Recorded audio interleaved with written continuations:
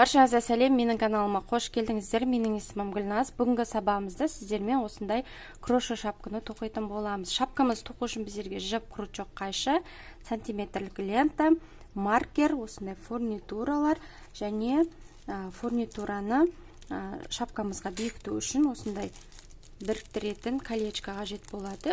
Колечканың мендегісі кішкене түрі, үлкен түрі де бар. Өзіңізге қайсысы ыңғайлы, соны алып қолдансаңыздар болады. Жіп менде ярнард джинс жібі 50 грамда 160 метр және 3,5 мм крючок. Дайын болсақ, сабағымызды бастайық. Ең бірінші осылай дөңгелекше жасап аламыз.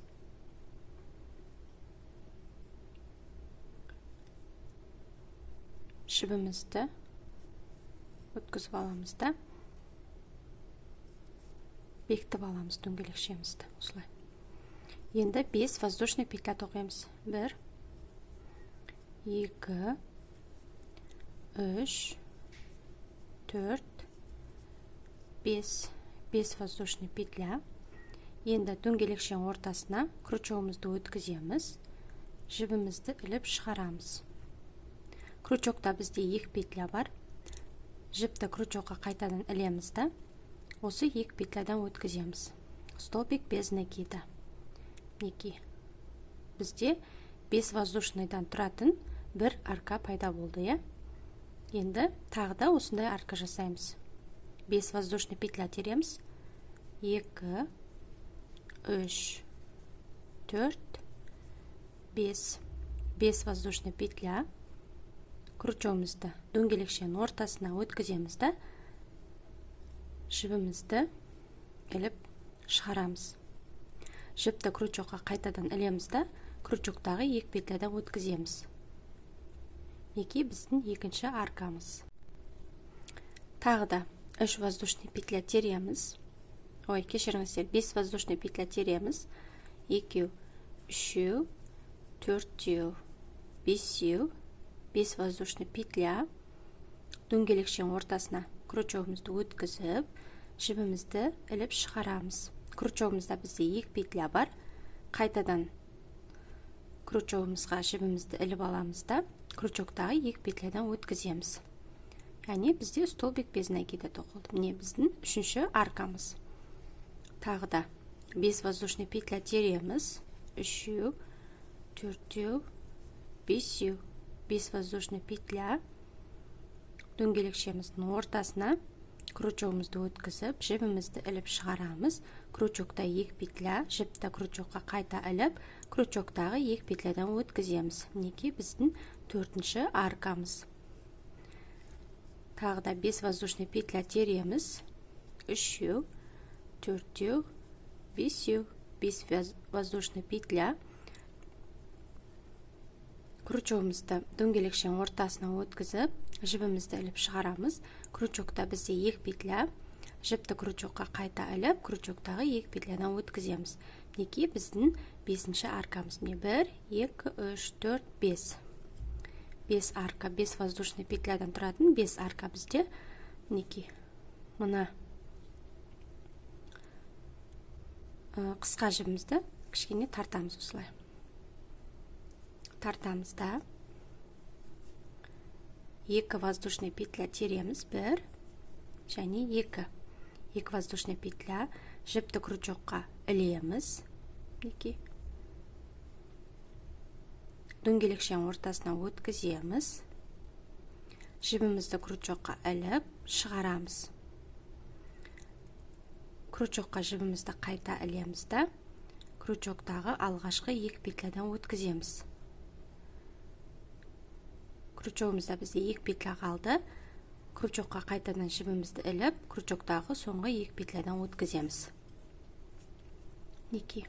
Осылайша, бізде 6-ші арка. Яғни біз жібіміз жоғарыда тұру үшін осы әдісті қолданатын боламыз. Сонда барлығы бізде бірінші қатарда 6 арка болады. 1, 2, 3, 4, 5, 6. 6 арка.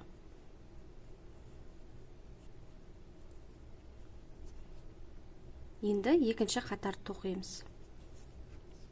Екінші қатарда 6 воздушный петля тереміз.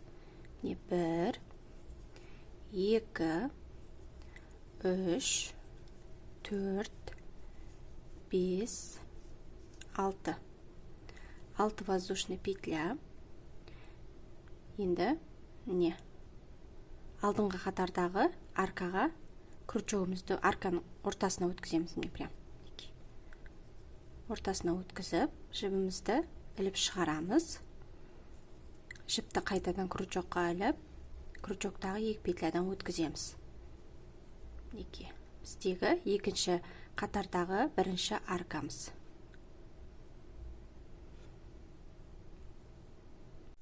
Мына жерде екінші қатардың басталған петлясын, яғни мына жерге крючогымызды, маркерімізді белгілеп аламыз, шатасып кетпеу үшін.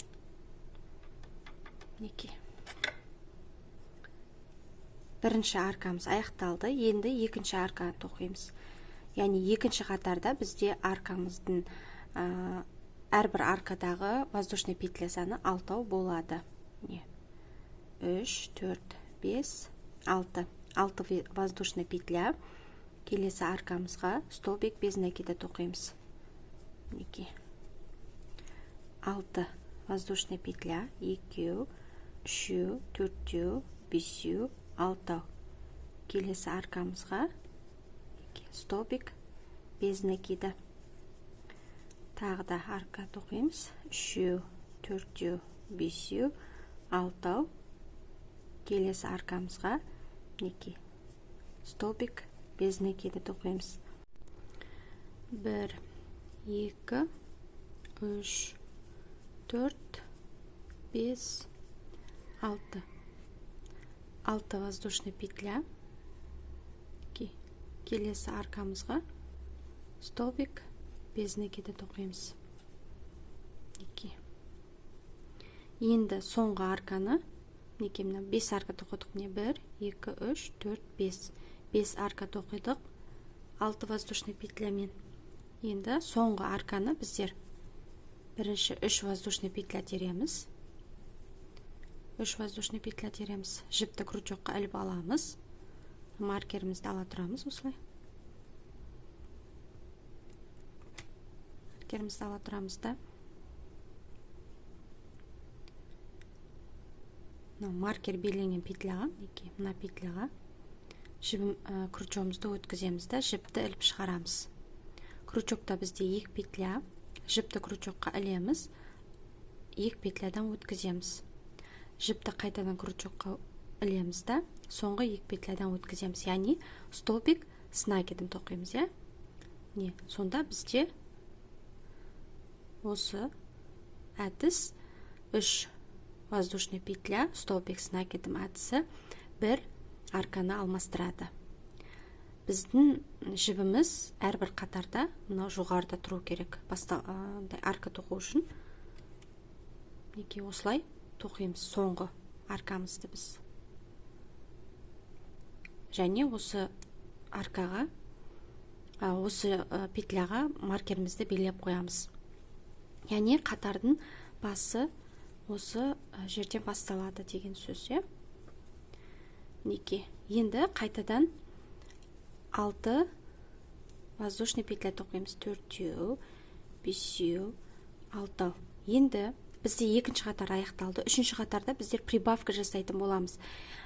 Яғни 2 прибавкадан жасаймыз. Яғни әрбір аркаға 2 арка тоқитын боламыз. Ол қалай? Обычно біздер мына жерге тоқимыз, арканы. Ал енді прибавка жасау үшін мына жерге тоқып аламыз бірінші.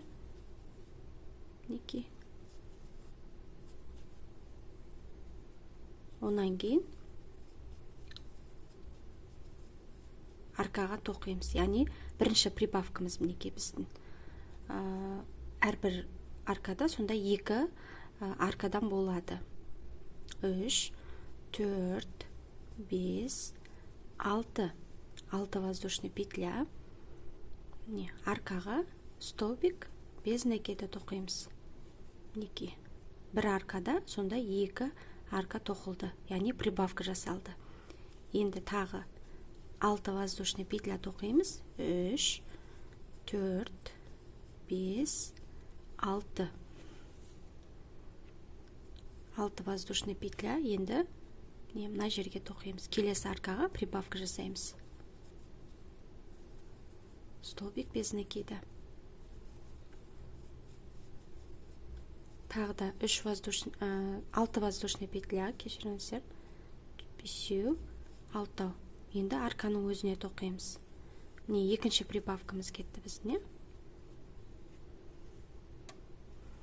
Тағы да 6 воздушный петля, прибавка жасаймыз. 4, 5, 6. Прибавканы мына петля жасаймыз. Яғни столбик без накида. Екі арканың ортасында столбик без накидаға біздер прибавка жасайтын боламыз. 3, 4, 5, 6. Столбик без накида. Келесі прибавка бізде. 2, 3, 4, 5, 6. Прибавка. Онан кейін тағы арка тоқимыз. 3, 4, 5, 6. Арканың өзіне столбик без накида тоқимыз. 6 воздушный петля. 3, 4, 5, 6. 6 воздушный петля. Столбик без накидаға тоқимыз. Онан кейін арканың өзіне тоқимыз. 2, 3, 4, 5, 6. Онан кейін 3, 4, 5, 6. Жерге прибавка жасаймыз. Столбик без накидаға. Онан кейін 3 воздушный петля және столбик с накидом.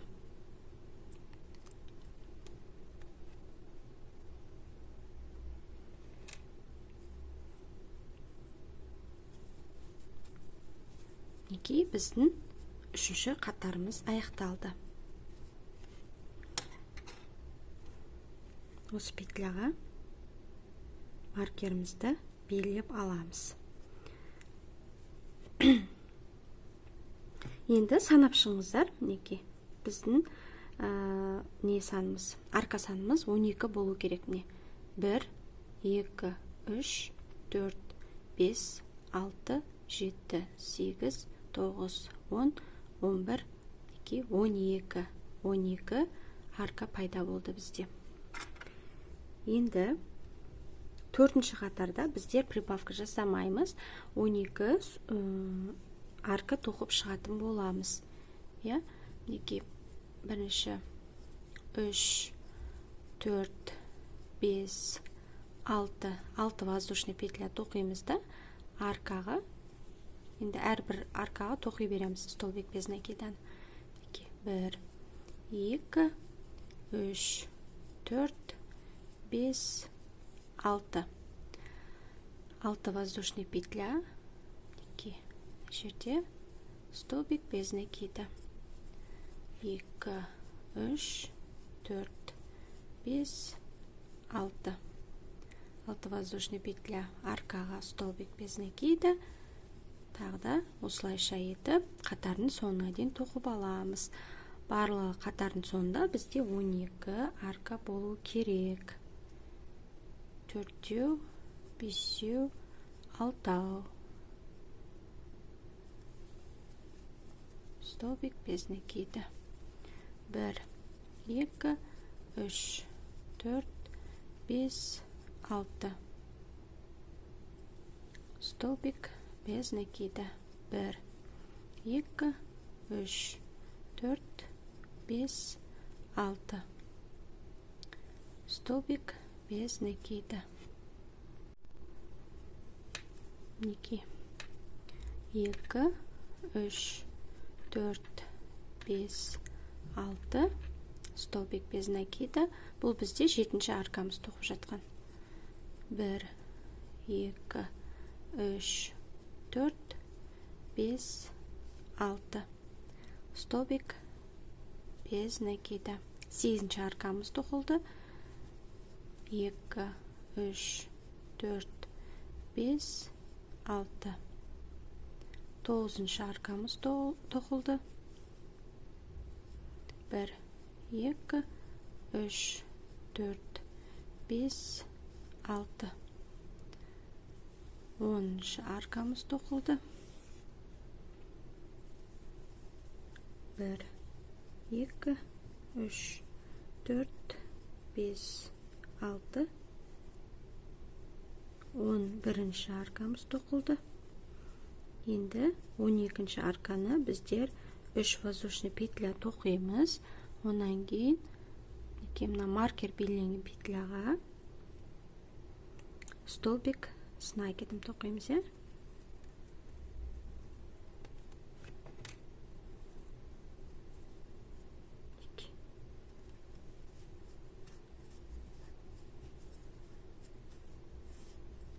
Және осы петляны маркермен белгілеп аламыз.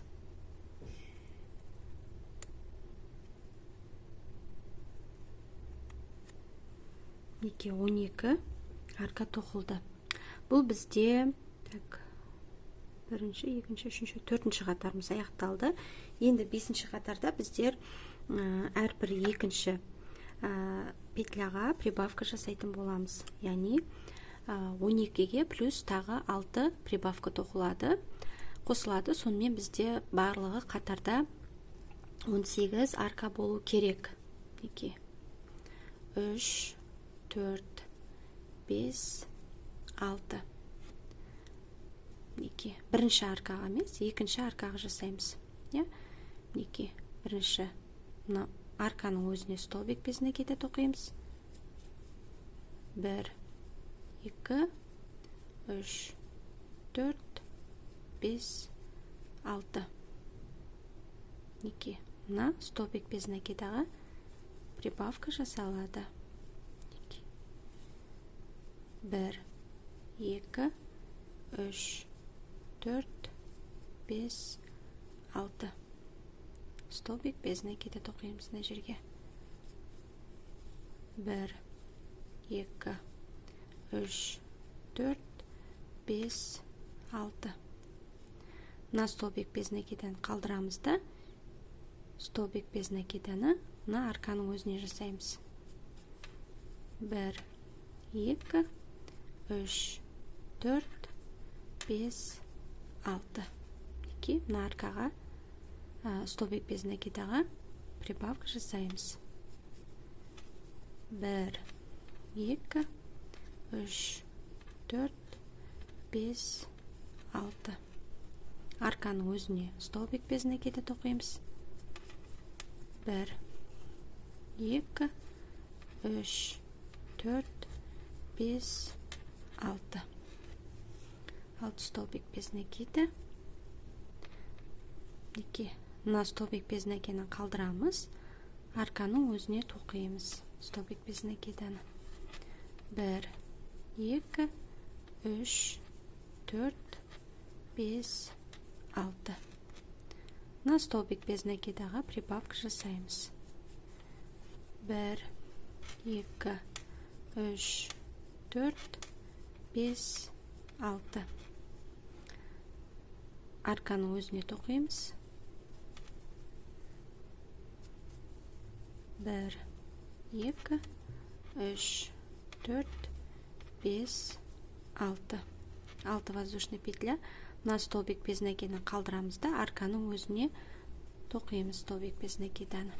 1, 2, 3, 4, 5, 6.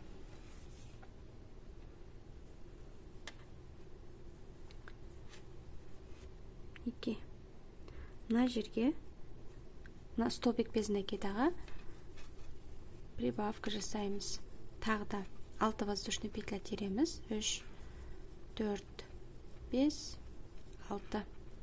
арканың өзіне тоқимыз столбик без накиданы. 1, 2, 3, 4, 5, 6.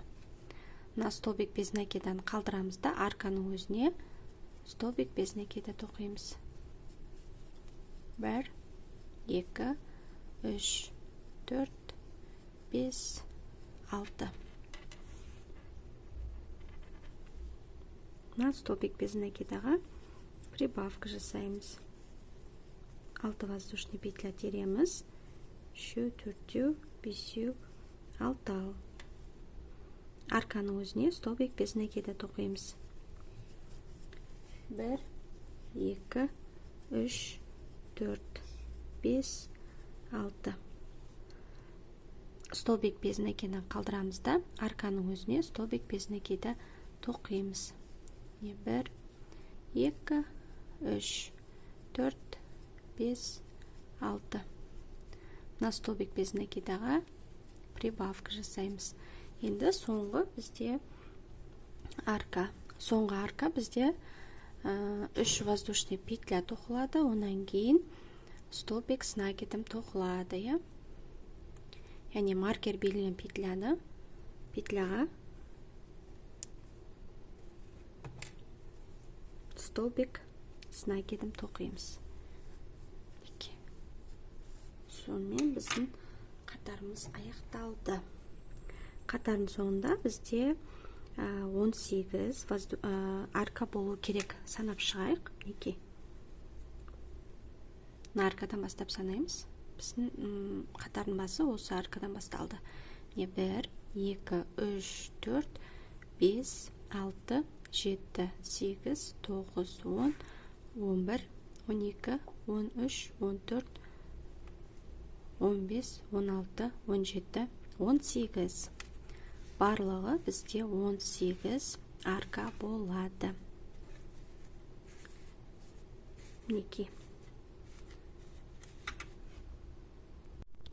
Мінекей біз 5 қатар тоқыдық. Соңғы қатардағы арка саны 18 арка болды. Өлшеп аламыз. Өлшейміз. 13,5 сантиметр. 13,5 сантиметр менде. Енді арқарай біздер ешқандай прибавка жасамаймыз. Әрбір қатарда 18 аркадан тоқып шығатын боламыз.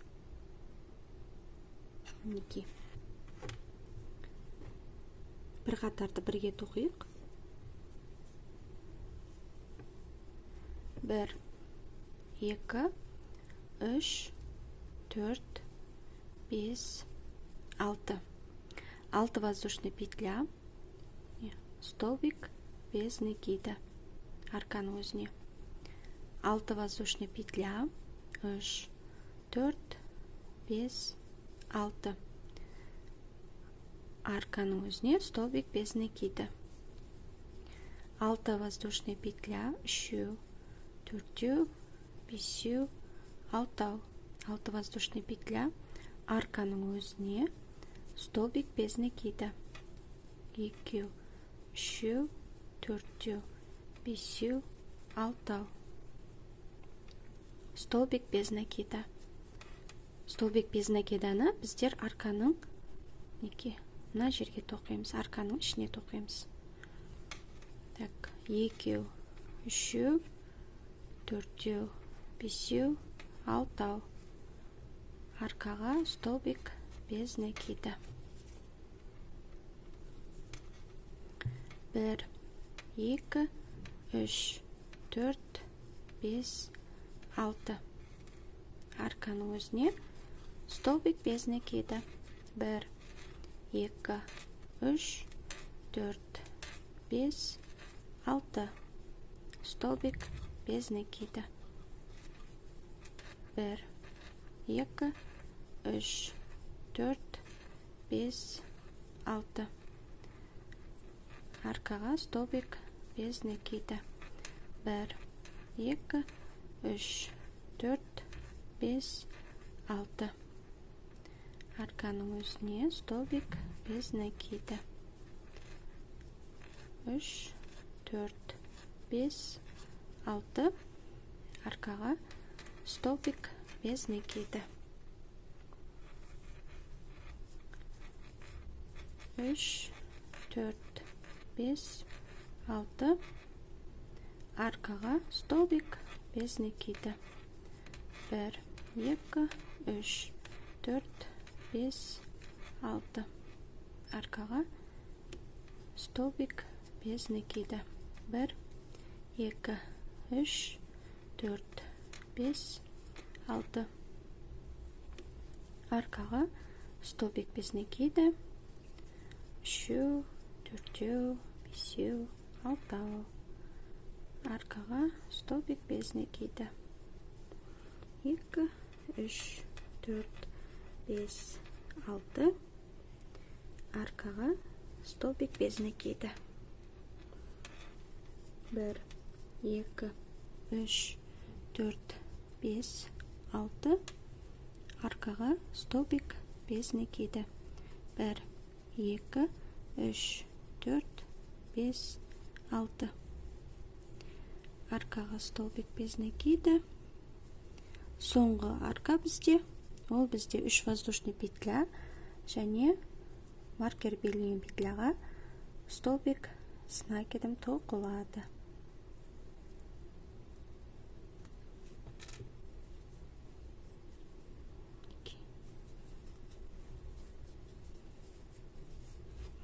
Және осы петляға маркерімізді белгілеп аламыз. Мінекей біздің 6-шы қатарымыз аяқталды.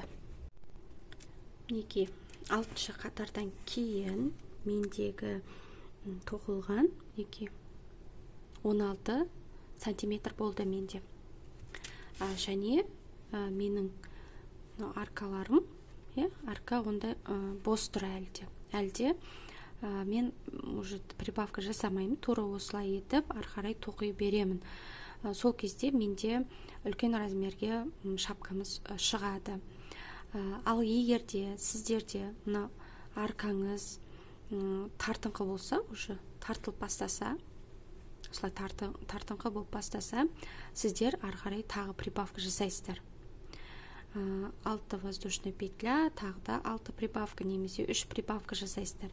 Бірақ ең алдымен сіздерге осы мастер-класс бойынша туры мен көрсеткендей етіп, бірінші бір шапканы тоқып алыңыздар. Қолыңыздағы жіппен, крючокпен бірінші тоқып алыңыздар. Сонан кейін сіздер уже білесіздерді, өзіңіздің тоқу тығыздығыңызға байланысты қандай жерде прибавка жасауға болады, қандай воздушный петля, неше воздушный петлямен тоқуға болады, соны сіздер білесіздер.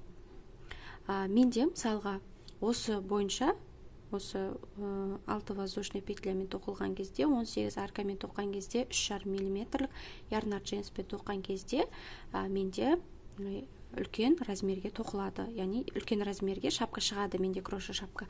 Ал егерде 3 миллиметрлік крючок және ярнард джинсымен туры осы узормен осы 18 арка, 6 воздушный петлямен тоқылған 18 арка менде кіші размерге шығады, яғни 50-ші размерге шығады, 48-50 размерге шығады осы бойынша тоққан кезде.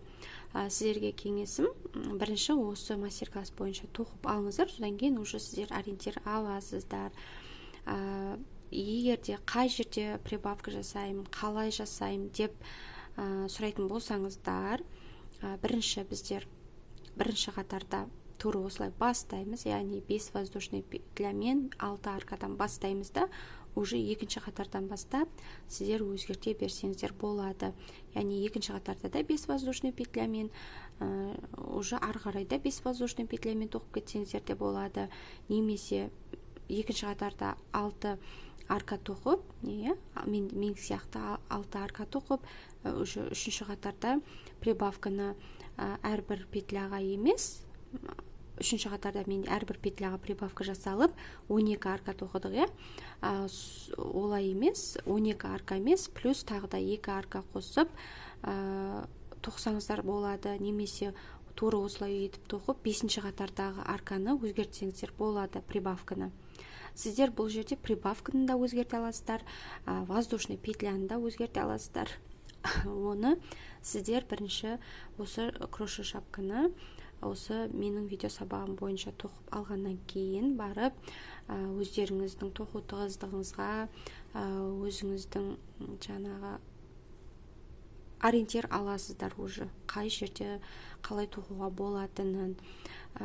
Бұл жердегі басты мақсат бізде осы узордың кроше шапканың осылай сетка узорының осылай орналасуын түсіндіру, көрсету, ал ары қарай өзіңіздің жаңағыдай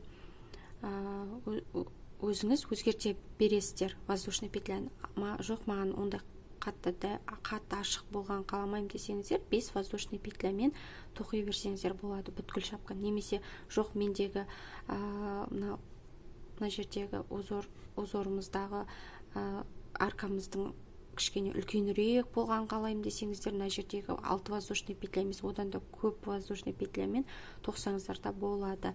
Енді оның барлығы өзіңіздің қалауыңыз бойынша. Маған осы ұнайды, осы узордың 6 воздушный петля мені, как это сказать, устраивает. Несі көлемі, басқа келген кездегі ашық тұрғаны барлығы маған көңілімнен шығады. Сол себептен осылай етіп тоқимын мен. Барлығы түсінікті деп ойлаймын, қыздар. Мінекей мен осылай етіп дальше тоқи беретін боламын. Яғни әрбір петляға 18 аркадан, әрбір петляға бір аркадан тоқимын. Мінекей әрбір аркаға біздер 18 арка, яғни қатарда 18 арка болады. Осылайша еді бірнеше қатар тоқимын, бірнеше қатар 18 арка, әрбір қатарда 18 арка болады. Қатардың басы солай басталады, және қатардың соңында да осылай аяқталады. Яғни 3 воздушный петля бізде, және столбик с накидом. Мына маркерді ұмытпай қойып отырыңыздар, а то шатасып кетесіздер. Мінекей осылайша етіп тоқып шығамыз. Біздің шапкамыздың биіктігі бізде үлкен размерге 17 сантиметр болады. Яғни мына жерден бастап төмен қарай 17 сантиметр тоқисыздар. Ал кіші размерге 15 сантиметр тоқисыздар. Биіктігі сондай стандартный ол размер. Солай тоқисыздар. Қазір мен барлығын тоқып алайын қатарды. Яғни шапканың полностью тоқып алайын, сонан кейін сіздерге көрсететін боламын. Мінекей мен шапканы тоқып алдым, және осындай етіп әсемдеп қойдым. Сіздер өзіңіздің қалауыңыз бойынша әсемдесеңіздер болады. Және де бұл шапканы пайетка қосылған жіппен де тоқуға болады. Өте әдемі болып шығады. Экранға суретін қалдыратын боламын. Достар, сіздерге видео сабақ ұнады деген ойдамын. Егер видео сабақ бойынша қандай да бір сұрақтарыңыз, пікірлеріңіз болса, комментария қалдырыңыздар, видеоға лайк басыңыздар, достарыңызбен бөлісіңіздер. Келесі сабағымызда біздер сетка капюшон тоқитын боламыз. Сол сабақты жіберіп алмас үшін каналға тіркеліп, қоңыраушаны басып қойыңыздар. Келесі сабағымызда кездескенше сау болыңыздар.